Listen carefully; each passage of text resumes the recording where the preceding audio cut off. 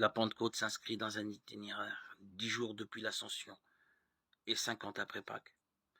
Ces 3 étapes rappellent que les 3 vertus, don de Dieu, la foi, l'espérance et la charité, structurent la vie chrétienne.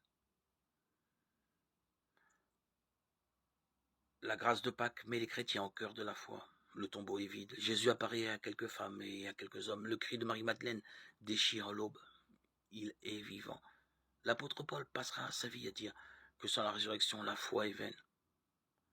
L'ascension du Christ a fixé une espérance et un rendez-vous, celui de la mission. L'ascension est comme un départ de Jésus.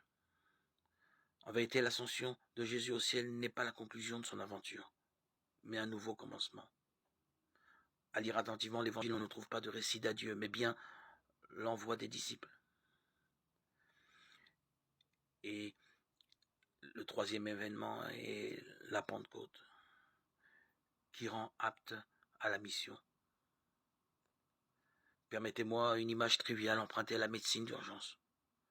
Dans le bouche à bouche, le soignant donne son souffle pour réanimer celui qui ne respire plus.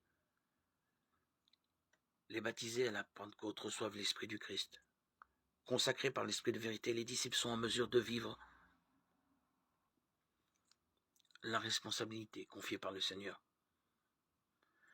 À leur suite, les chrétiens vérifient qu'ils sont animés de ce souffle missionnaire par la qualité de leur joie, de leur espérance, de la paix intérieure, de leur foi en Dieu, de leur écoute des cris des hommes et des clameurs de la terre. En un mot, en déployant pleinement dans leur vie la puissance de la charité divine.